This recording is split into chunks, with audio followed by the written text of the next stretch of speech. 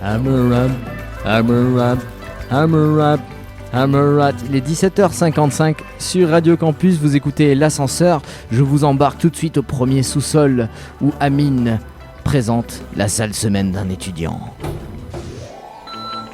Premier sous-sol. Le laboratoire.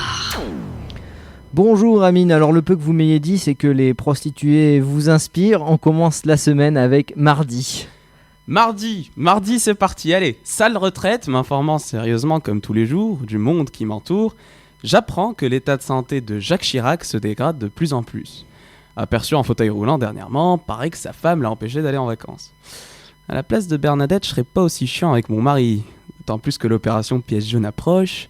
Je verrais bien Jacques Chirac, après 2 bonnes prises de remontant, aller claquer 100 € de shit en pièces de 5 centimes. Enfin bon, c'est comme ça, c'est la vieillesse, c'est pas vraiment sa faute s'il a perdu la tête. Par contre, ce qu'on sait, c'est que François Hollande ne connaîtra pas le même sort. Sa tête, lui, il la cherche encore. Mercredi, sale nouvelle. Sale nouvelle pour les trafiquants d'armes et de drogue à Marseille. Oui, je parle beaucoup de Marseille, mais ils vont devoir payer l'impôt sur le revenu. Alors oui, c'est tout à fait normal que le gouvernement impose la réforme fiscale à toute la nation. La réforme est nationale, elle est donc ipso facto imposée à toute la France et à tous les Français.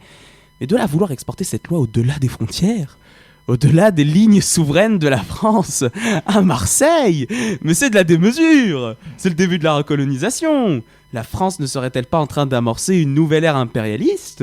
Mais que manigance ce gouvernement si ambitieux en ce moment après avoir reconquéri le Mali ? Non. Plus sérieusement, cherchez partout dans le monde, la France c'est quand même le seul pays où les dealers et les ministres ne feront plus de fraude fiscale. jeudi, je vous préviens, souvenir très très bref. Sale soirée, rentrant une nouvelle fois d'une soirée étudiante toujours aussi arrosée, je me dirige à pied vers mon chez-moi où mon lit douillet m'attend. M'engageant dans une rue, une femme qui pouvait ressembler qu'à une fille de joie m'approche. « Salut, je m'appelle Fatoumata, tu veux une pipe ?» me disait-elle avec un accent banania. « Wow, bourré mais pas assez », je répliquai. Non merci, elle rajouta 15 € pipe, 30 € l'amour. Dis donc, voilà des prix qui défient toute concurrence. Devant ça, Zaya Outlet, c'est du haut standing. Ainsi, campant sur ma position, je refusai une deuxième fois, je commençai à accélérer le pas. Un peu trop d'ailleurs, d'après mes derniers souvenirs, et puis après, plus rien. vendredi, Sale réveil. Il est midi. Je me réveille dans mon lit avec la gueule de bois. La soirée d'hier est encore débriefée par mon foie. Je regarde dans mon lit à côté de moi. Une imposante silhouette, obscure, bien formée, me frôle les jambes. Je m'approche tout doucement. Mais merde, c'est Fatoumata ! Mais Emide, qu'est-ce que t'as fait ? Mais qu'est-ce qui t'a pris ? Pensant à toutes les MST en train d'organiser leur assaut fatidique sur mon pauvre corps, seulement immunisé par les nanogrammes de vitamine C présents sur la tranche de tomate du McDo mangée la veille, j'entendais le livre de la honte et de la mort écrire les premières lignes de ma nouvelle vie. Fatoumata, mon petit Toblerone, on l'a vraiment fait ? Non, sale con ! Mais faudra apprendre à dire oui un jour ou l'autre. Tu as refusé, tu t'es enfui en courant comme une pute, et t'as glissé comme un porc sur le trottoir, j'ai donc ouvert la porte de ton chez-toi, je me suis invité à dormir sous ton toit, vu que je n'en ai pas. Ah, génial, je poussais un ouf de soulagement. En effet, l'espérance d'une vie beaucoup moins stressante que celle d'un salafiste coincé entre le rayon alcool et charcuterie m'étant revenu, les MST, la honte et la mort laissaient donc place à un esprit de dirigeant, d'association, sympathique malgré lui, aidant les sans-abri.